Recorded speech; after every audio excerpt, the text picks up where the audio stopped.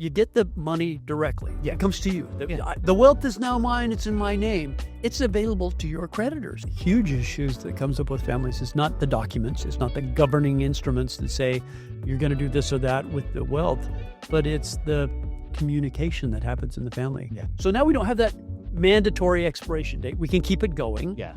And then there are things in the tax code, interestingly enough, if we keep it going and if we preserve the assets in the trust, when we get to generation 2 or generation 3, we can prevent a transfer tax. Looking for real stories of real people making a difference in the Grand Canyon State? Welcome to Finding Arizona podcast. We sit down with Arizona's inspiring entrepreneurs, creatives, and community leaders and give you a front row seat to their journeys, passions, and projects. Whether you're a local trying to find a hidden gem or just enjoy watching someone chase their dreams, Finding Arizona is your go-to place for authentic conversations with a desert twist. New episodes drop weekly, so hit subscribe and start exploring Arizona one story at a time.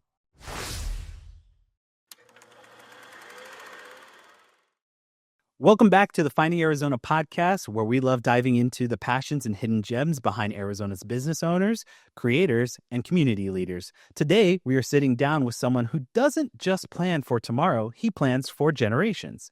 Meet Rick Durfee, a nationally recognized estate planning attorney right here in Mesa, Arizona. For over 30 years, Rick has worked with families, entrepreneurs, and business leaders to protect their legacies and build dynasties for that last hundreds of years.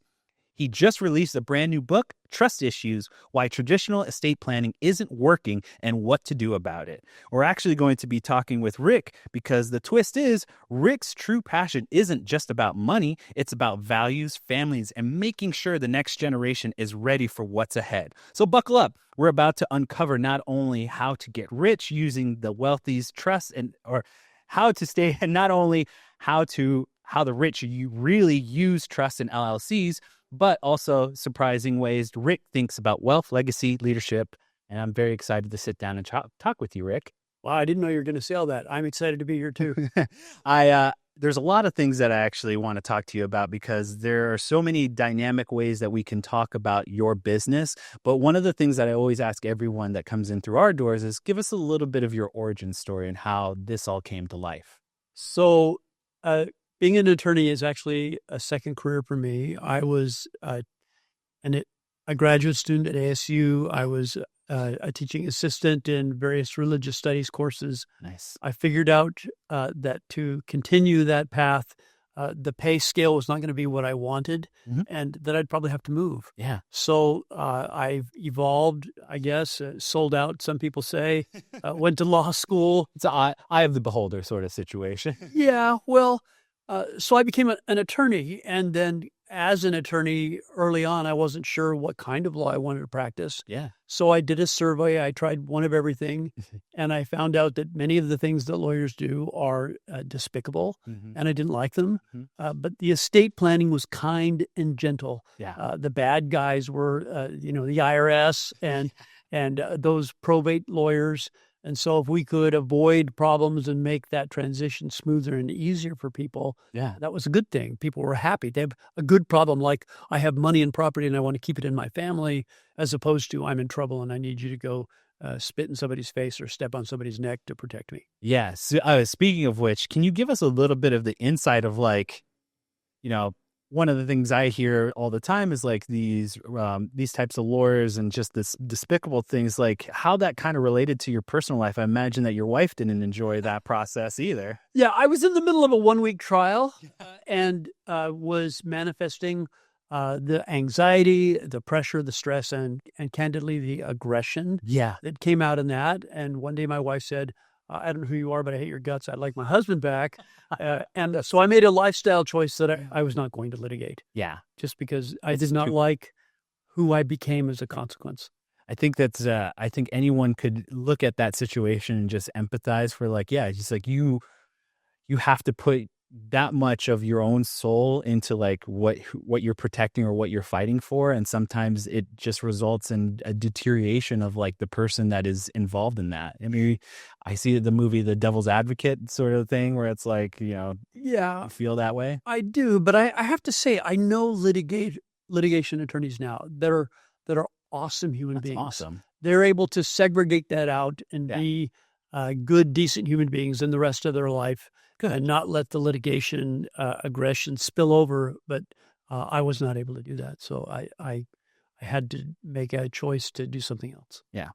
So I'm going to now get into what you're actually here to do, is talk about how the wealthy use LLCs and trusts to stay wealthy. And I would love to get your insight, or just kind of give us a little bit of the tips of our listeners can use to help themselves for the future.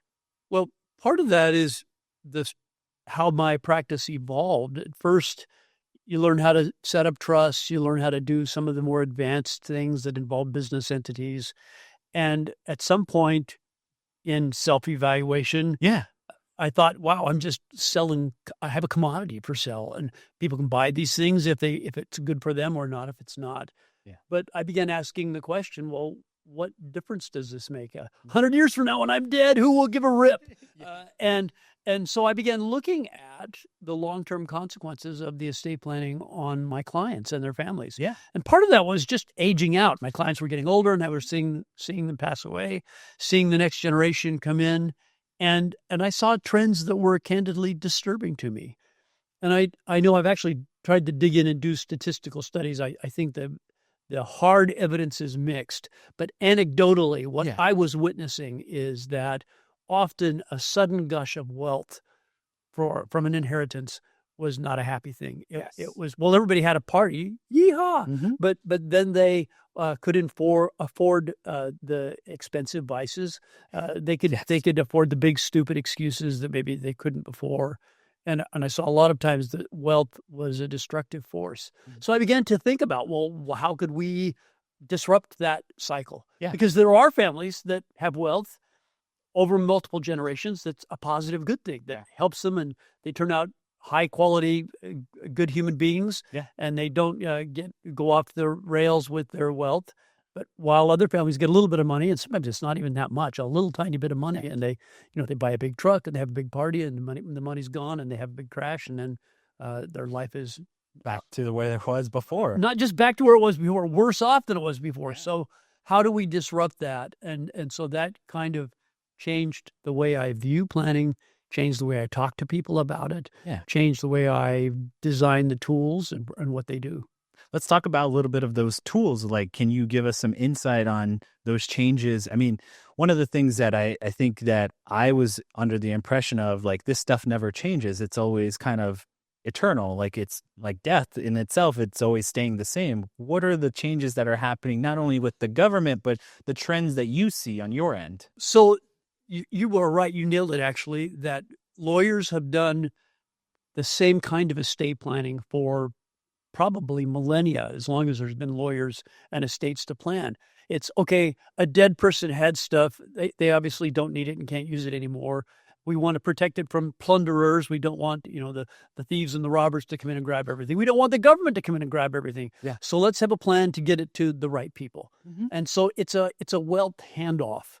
And what I saw was that handoff, how you did it, and when you did it, changed the impact of what it did to the people. Mm-hmm. So I began looking for, well, are there ways to do that result in less destruction? And there are. Yeah. And one of them, as an example, is if you just give them the money's gone. Mm-hmm. Most of the time. Not all the time, but most of the time. Yeah.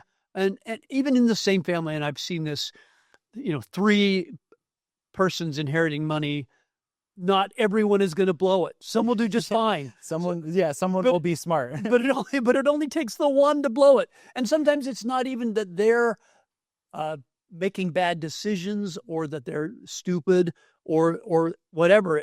Sometimes it's just life happens. They're in the middle of a medical crisis or a marital problem or some business issue that is not really, I made bad choices with my inheritance. It's other circumstances in my life put the inheritance at risk. Yeah.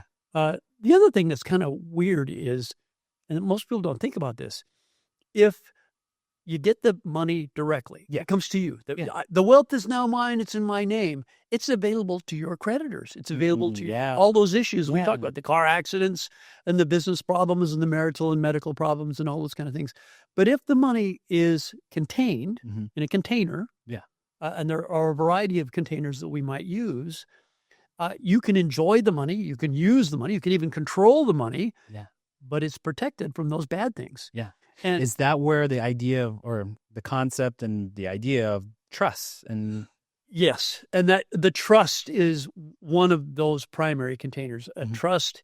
And this is something that has evolved in the law in the time that I've been practicing law, is that it used to be, we borrowed an archaic rule from England that a trust had to have an expiration date. It had to have a mandatory stop date. You got to end by this time. Yeah. And if it didn't have that built in, it was invalid. It could be overturned. Oh, okay. And it started actually offshore before it came to the U.S. Got it. But it's started with one state, then another state, and now it's cascaded. And the count varies depending on what you count. Yeah. Some states have abolished that rule called the rule against perpetuities all the way. Others haven't abolished it all the way, but they've cut it back enough so that it really just doesn't matter. Yeah. So now we don't have that mandatory expiration date. We can keep it going. Yeah. And then there are things in the tax code, interestingly enough, if we keep it going and if we preserve the assets in the trust, when we get to generation 2 or generation 3, we can prevent a transfer tax, an estate tax in those generations. So particularly for families that are successful at creating wealth, the next generation is doing just fine without mommy and daddy's money. Yeah. They're making their own money. We don't want to add mommy and daddy's money on top of theirs and create a tax situation. If we can keep that wealth multi-generationally and grow it and not pay a tax when one generation dies, then the wealth actually grows faster. It leverages and compounds faster than it otherwise would. That's great, though. I mean, that's essentially the overall, what the original trustees were trying to would do is provide a generational opportunity for not only that next one, but also the ongoing ones afterwards. And it speaks to me just because I'm a father of a 4-year-old, and that's the type of thing that we're starting to realize is like, we are fallible. We are non-eternal. Like we have to think about his future and just overall, like, what is he going to want? Or also on top of that, what is he going to hope to want and hope to leave behind for his kids as well? So my grandkids, essentially. And one of the things that I've talked to my wife about is like a trust or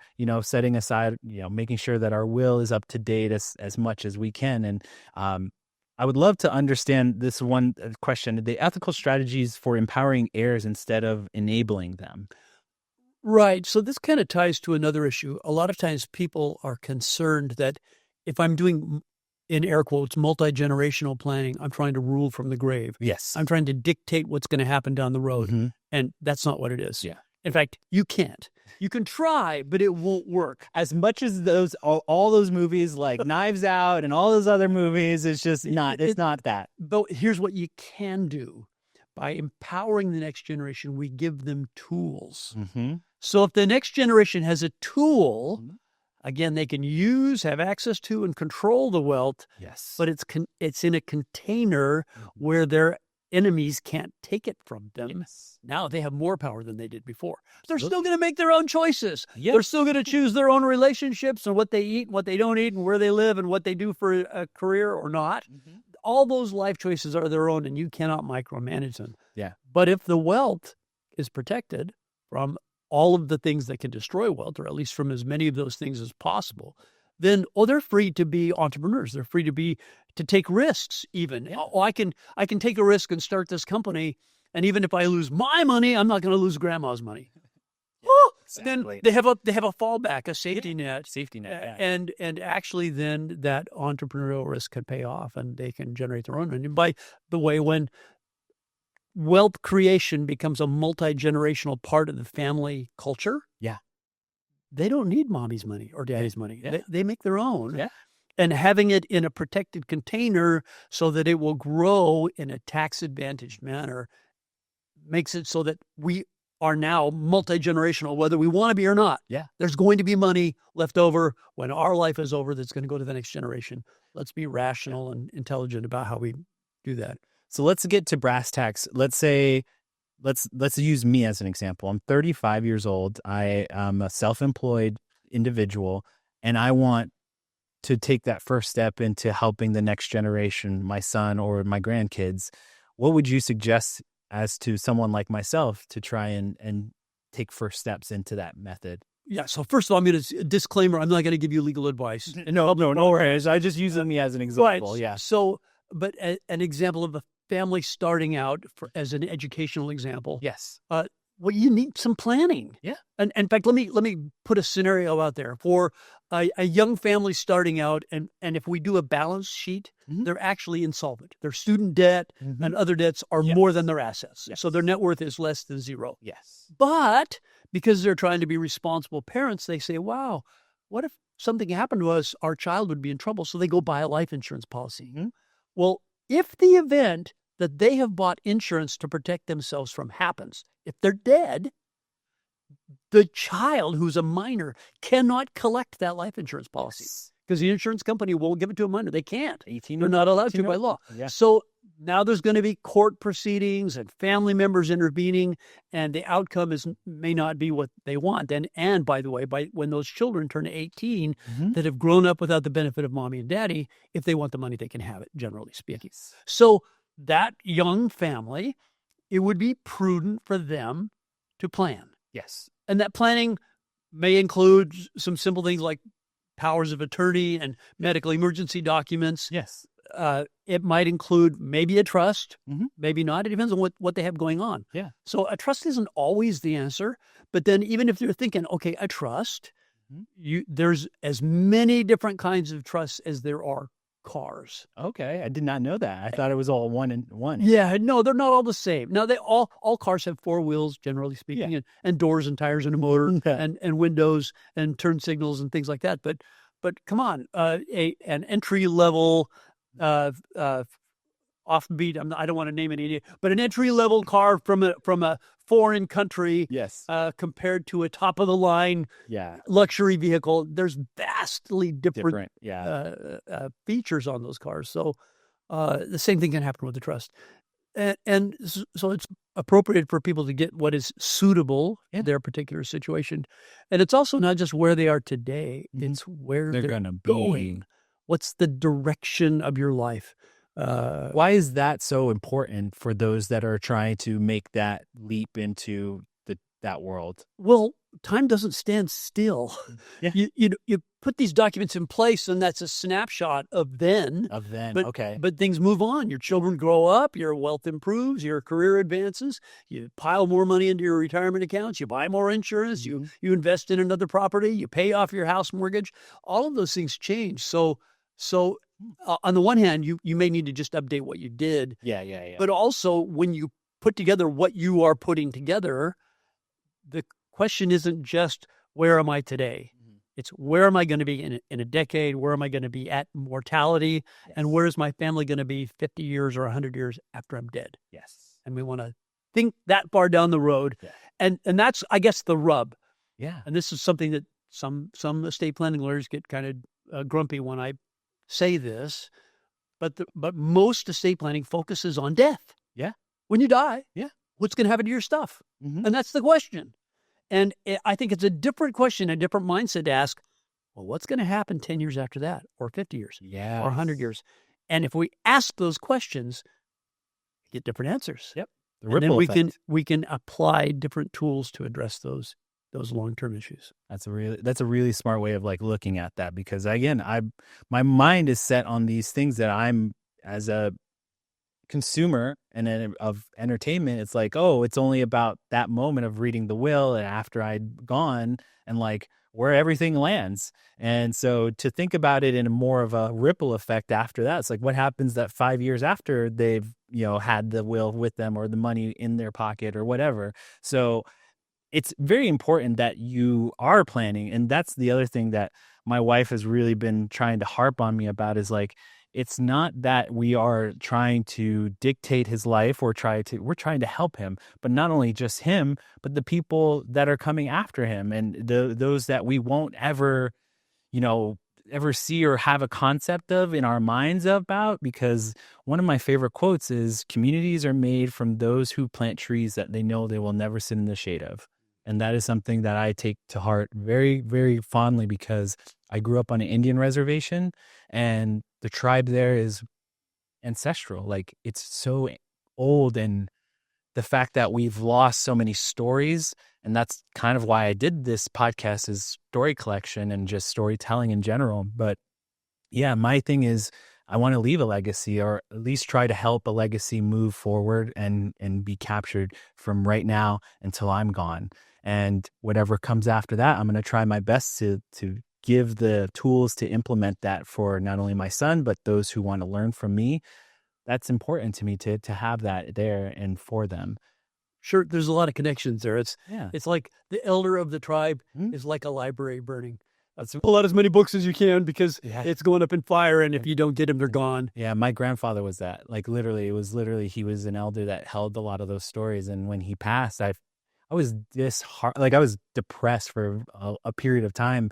But now looking back at it, it was just so many ways that he was trying to instill those types of tools inside of me by giving me those stories and just trying to like teach me along the way, that I'm so happy and thankful for, because it's left this and given me so many opportunities to grow and so many opportunities to work with individuals like yourself. So I get to learn more. Yeah, something that happens with surprising frequency when we're dealing with a transition in a family, somebody's passed away.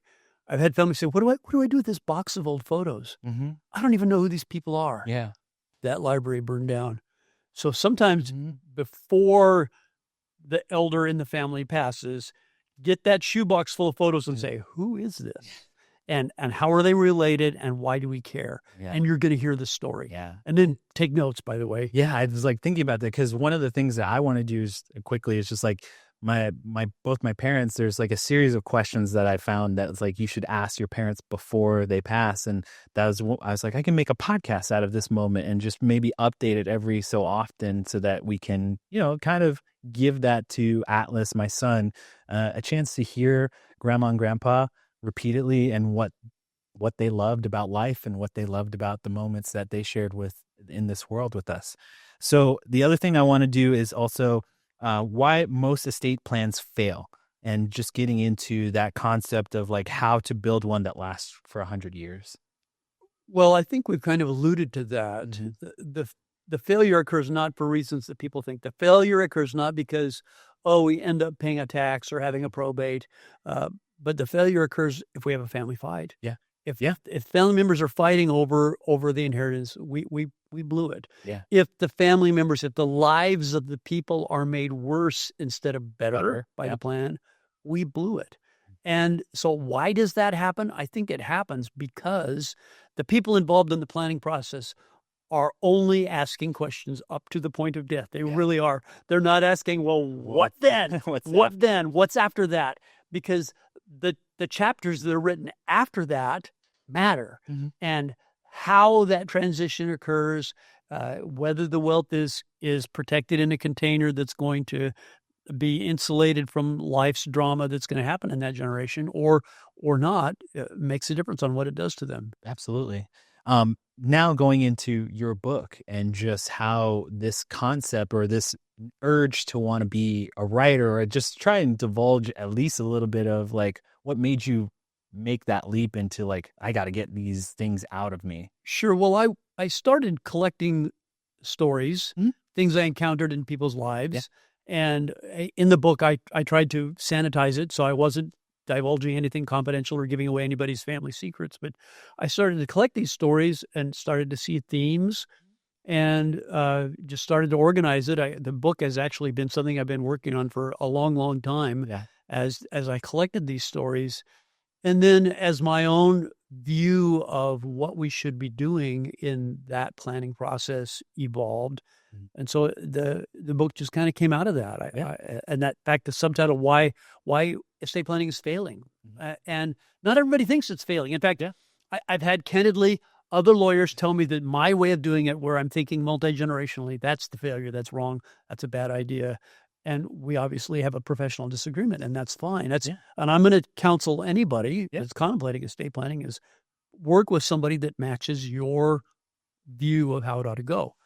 If I said to you, what's one chapter that someone should absolutely read from this book, what would you say to me? Probably the very first chapter. I tell a story about a couple that had a trust, and they thought the trust was going to solve their problems in their family. Yeah. And the things they did that they thought were solving problems actually made the problems worse. And that particular story is actually an amalgamation of multiple family situations. I kind of glommed them all into a single story. And it is, I don't know, nuclear holocaust. The family explodes and the money explodes and one bad thing after another happens. I think people read that and they won't have every problem, but odds are they will say, oh, I have seen this one or that one. I've seen it with my parents or my grandparents. I've seen it with my friends or family, my neighbors. And people will then realize that what they do matters. If you know that what you're going to do with your estate matters, well, then you'll be more alert and mindful and I guess vigilant as you go through that planning process. I think that's absolutely like something that everyone should take into account is like, again, we are, non-eternal, and we should be trying our best to not only instill some kind of plan with our family of like, hey, like for me, it's like talking to not only my younger brother about, financial things, but also just communicating certain things like, hey, I want my son to do this, hey, I want, him to look out for this kind of stuff and be aware. And I feel like actually communicating more with the individuals that are part of your nucleus is going to allow for, essentially, hopefully more connections to allow that won't be systemic to issues and later. Well, you nail an important issue that I actually devote some time to in the book. One of the huge issues that comes up with families is not the documents, it's not the governing instruments that say you're going to do this or that with the wealth, but it's the communication that happens in the family. Yes. When we talk to generation 2 and 3 about, what is frustrating to you or what has disappointed you or caused you anxiety or grief in this process, a lot of times it's, I have no idea what they wanted of me. Yeah. I don't know why they did what they did. I don't understand it. And so I want to honor them. I want to fulfill their desires for me, but I don't know what those desires are. Yeah. So communicating that is a huge part of making estate planning work and not break. And there should be a mechanism for that. That should be deliberate. Yeah. It should be, in my opinion, the estate planner should provide tools to empower that. So here's a form, here's some questions, here's a device you can use to convey your wishes, your values, your concerns to the family. And we're going to empower the administrators of your estate, whether it's a trustee under a trust or an executor or a personal representative under a will. We're going to empower them to be able to rely upon and draw upon your wishes and your values in the exercise of their discretion. So there are little things like that, that if we can pull that into the family, and I guess a real concrete example is to have a family council, a family meeting. Yeah, that's a very important thing. And say, this is what we're doing. And out loud. Yeah. And this is why. I was in a meeting with a client recently who said, I don't want my children to know that I have money or that will ruin them. And yes, I appreciate it. Spoiling the the CPA in the meeting said, no. That's an old idea and it just doesn't work. It's a bad idea. Yeah. That's like, and this is actually my contribution, thinking that you can protect your children from poor decisions with money by pretending you don't have money. I'm sorry, this might be a little PG rated. That's like thinking you can protect your teenagers or your young adults' children from poor sexual decisions by pretending that you don't know what that is and you've never had. Yes, exactly. Like, come on, you've got to be smart, candid, and open about some things, and that doesn't mean disclosing private details about your finances. No, it's about having a adult conversation about this stuff and being reasonable about what you are trying to do, also, and reasonable about what should happen. By the way, if you have money, your kids know. Yeah, absolutely. It's not they go, mom and dad have not been working for money for this long period of time, and they drive nice cars and they go nice places and they eat out as often as they want and they buy us really nice gifts. Guess what? They know you got money. Yeah. And even if you're still working and they can see, well, mom and dad, I know they paid off their house. Yeah. They know you've got something. Yeah. And in candidly, if you don't have anything, they'll know that too. If your mom and dad are asking for help, hey, I can't pay for medical care, and I need you to cover my costs of being in a long-term care facility, the kids figure that out too. So my kind of ending questions typically go to goals, and that's not kind of something I want to ask you. I kind of want to ask you more of this kind of, what's the one thing that you're leaving behind, or one piece of information you would love everyone to know before you're not on this plane of earth? Well, I actually appreciate that question. I try to eat my own cooking. And I'm trying to do that with our law firm, and this is more challenging than I imagined it might be. But we're bringing in younger lawyers. Yeah. We're teaching them this philosophy, if that's the right term, this attitude or way of looking at it. We're teaching them how multi-generational tools work, how they don't work, and what you can and can't do with them. We're teaching them these principles and ideas so that when I'm not available, there will be somebody else who is. Yeah. And our goal, candidly, as a law firm, we actually have some stuff posted on our website about this is perfect. We have our own 500-year plan. Yes. So love it. We have our own dynastic plan. And I will acknowledge that that's hard. It's challenging. Absolutely. Because the next generation may not agree with you. They may have their own ideas. Yeah. And they may say, well, I want to go a different direction. And that's okay. Yeah. And you have to factor that in. But you can still have a succession plan so that the things that you've invested in don't get lost like the library burning. Absolutely. So there is a volume that even maybe if it skips a generation, so you say, well, what were they doing then? Because that sure seemed to work. Can we go find out? Here's some resources you can go look. I love that. And I guess to that end, let me also add for people who are thinking about this. Yes. It's been my experience that nobody makes a quality decision about estate planning quickly. Yes. If they do, they're probably going to do something they won't like. Yeah. Even if they come to us and say, hey, I thought about it for 30 seconds and you're the guy. No. Take some more time. So I encourage everybody to get informed. We have a lot of articles on our website at durfeelawgroup.com. We have a lot of articles and videos on our YouTube channel. And there are other good resources too. Yeah. And one of the things you'll see is sometimes lawyers disagree with each other. That's absolutely healthy. That's a positive thing. Get the different views. Yeah. And I gravitate towards the ones that are consistent with how you see the world. That's beautiful. Okay. Well, thank you so much for giving us a little bit of your time, because it's important to me to just, again, I want to appreciate you because you are someone who's got a lot of information, and I'm so happy that you gave us just a little bit of it. I know there's more in the book.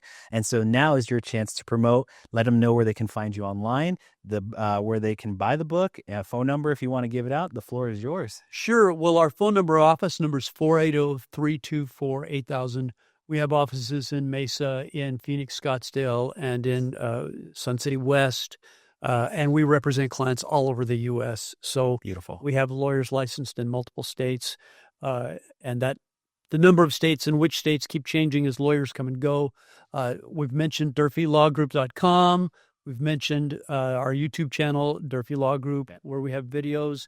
You can find the book on Amazon. Yeah. We have that and several other channels. I think you can get it directly on our website. Perfect. So if you look for the book called Trust Issues, yes, that's a name that should attract questions. Absolutely. That you'll find it, and we're out there. And we have more books to come. I've actually been in the process of writing a number of books for a long time. Oh, good. And as my personal practice of working in my law firm slows down and other people are doing that work and I'm working on my law firm, I'm getting more of those to the finish line. So we have more to come. I'm very excited for not only just that writing side, but also the video side, because again, I've, loved the fact that anything and everything can be utilized for this kind of format of like having a conversation like this. And it's also important that people get it from someone who's practicing in it, also who's seen a lot of different scenarios, because no one's the exact scenario, but you can actually pull out some tidbits and really good nuggets from other people's situation as well. So I have high hopes and I cannot wait. And I'm hoping that I can get an autograph from you once I get my book. Sure. I would love that. I'd be happy to do that. And this has been fun. Thank you for letting me come here. I've really enjoyed this. It's been a fun conversation. Oh, I appreciate it. So before we go, you can hear every episode of our podcast at findingarizonapodcast.com. We make it easy for you to find us on social media, Finding Arizona Podcast under everything. Last but not least, we end every conversation with a kisses, hugs, and belly rubs to our four-legged friends, and we will see you next time. Bye. Bye.